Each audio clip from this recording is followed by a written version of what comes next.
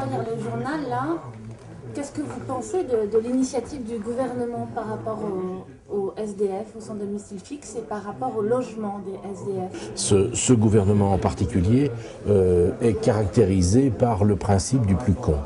C'est-à-dire qu'on va au plus bête, au réflexe immédiat du plus populiste.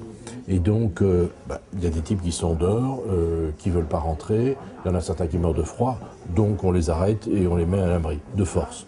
Ça veut dire que si on a un ramassage obligatoire, on aura nécessairement de la violence. J'ai assisté à cela.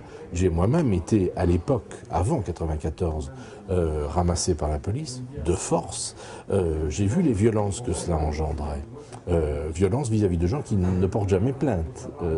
Donc on peut y aller, on peut cogner et on cogne.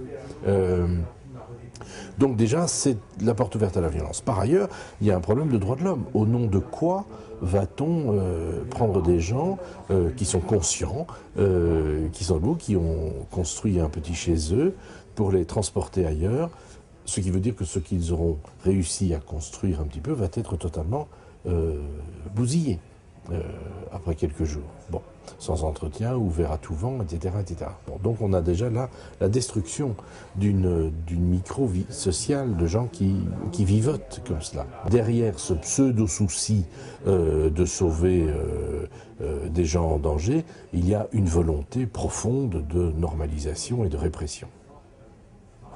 Qu'est-ce que vous entendez par normalisation ? Quand on parle d'insertion, d'amélioration, d'accompagnement, etc., dans ces affaires, derrière, il y a toujours l'idée de la remise au travail. On a affaire à des populations qui sont malades, qui sont faibles,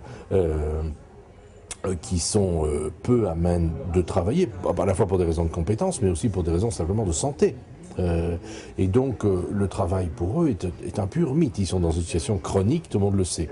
Qui plus est, je viens de lire là encore dans Libération qu'on reprend des chiffres qui sont totalement faux, en parlant de 86 000 personnes dans la rue, selon une étude qui date de, je vais retrouver, une étude de l'INSEE faite en 2004. 86 000 personnes dans la rue en 2004.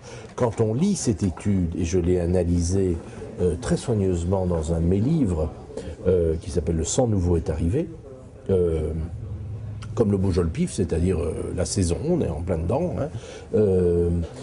Cette étude, en fait, mesure 86 000 personnes dans la rue en 2004 en tenté, c'est-à-dire dans un instant précis, de gens qui vont demander une soupe et un logement, mais ne parle pas des villes de moins de 20 000 habitants, ne mesure pas les gens qui sont dans des squats, etc., etc.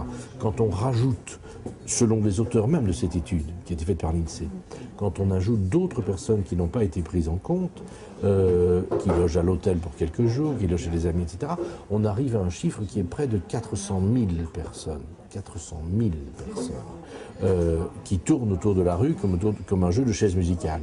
Bon, ils vont d'institutions, hôtels, des amis, des vieilles voitures, des campings, la rue absolue, etc. Bon, il y a probablement... Donc ce problème ne concerne pas... D'abord, de toute façon, ces chiffres datent déjà de 2004, donc ils sont certainement plus que 100 000 en tenté à la rue, mais par ailleurs, il y a toute une population qui est extrêmement fragilisée. Et donc, ce problème est fondamental et pose pour moi la question des limites du contrat social. C'est-à-dire, jusqu'où est-ce que la société se sent responsable de faire vivre ces gens autrement, en respectant leur fonctionnement, leurs limites, et autrement que de les faire vivre enfermés dans des asiles. Dans des asiles au mauvais sens du terme. Alors, justement, si on voulait faire l'avocat du diable et des mauvaises langues, vous diront que, pour une fois, un président en personne, Nicolas Sarkozy, prend la responsabilité de leur donner un logement. Ou du moins de prendre des choses en main. C'est comme si on disait que tous ces braves gens qui sont à la prison de la santé, on a pris la responsabilité de leur donner un logement. C'est quand même plus compliqué que ça. Qui plus est, il y a là, et ça c'est typique aussi de Sarkozy, qui est un pseudo moderne, c'est qu'on est en pleine régression. On est en pleine régression vis-à-vis du code pénal. On est en pleine régression vis-à-vis de l'histoire. La brigade d'assistance aux personnes sans abri, qui est une brigade de la préfecture de police qui tourne et qui prend les gens dans la rue, qui les prend maintenant volontairement, depuis 1994, les prenait manu militari avant 1994, et c'est une brigade qui a été fondée en 1954. C'est-à-dire qu'on est, comme d'habitude, avec Sarkozy, dans les années 50. On retourne aux années 50 et à la charité musclée. On sait très bien que tout ça, en fait, ne sert à rien, parce que ces gens, il va falloir de toute façon les laisser sortir. Et donc, ils vont sortir encore plus démunis que l'état dans lequel ils étaient entrés. Parce que ce qu'ils ont réussi à se constituer, ils l'auront perdu entre-temps. Ce sera volé, ce sera bousillé, ce sera dispersé. C'est-à-dire que, en fait, j'en suis arrivé à penser que